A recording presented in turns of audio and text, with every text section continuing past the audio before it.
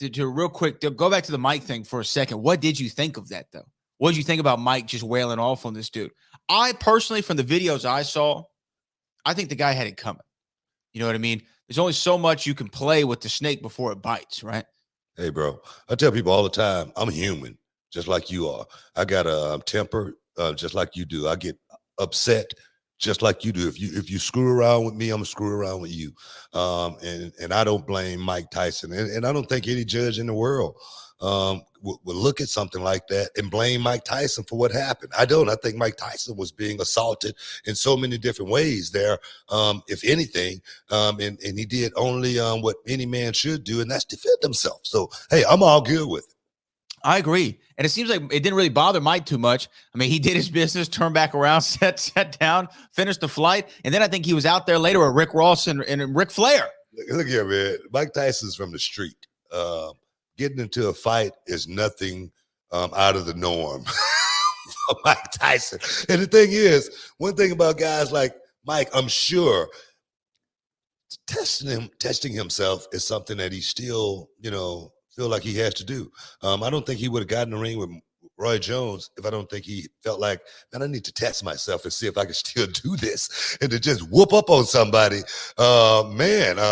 Yeah, I think that right there, just what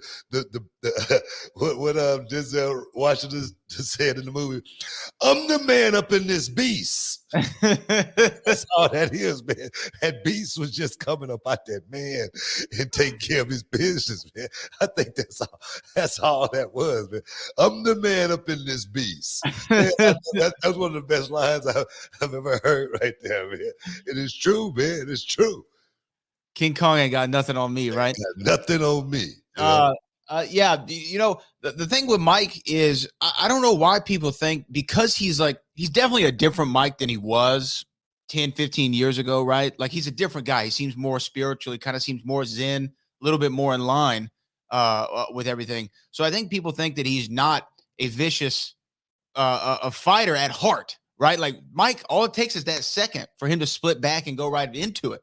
I remember hearing Joe Rogan saying that he interviewed him one time, and he said that Mike started talking about fighting, and Joe Rogan could see this fire in Mike's eyes and got like a little intimidated by it. So that the next time Mike came in, he had a table built that was twice the width, just so if anything popped off, he'd have some time to move. I mean, that's what this guy's like. We saw him in Vegas. What was that, 2 years ago? Yeah. I mean, even shaking the man's hand and looking at him in the eye. That was the first time I got to meet Mike. It was like, whoa, okay. That's Mike Tyson. Yeah. That's the real boy there. And the thing is, I don't know, what people thinking when they, like taunt a professional like that. Mike Tyson at 50 plus years old, could still beat up most of the men walking around the street. Can you dig it, sucker?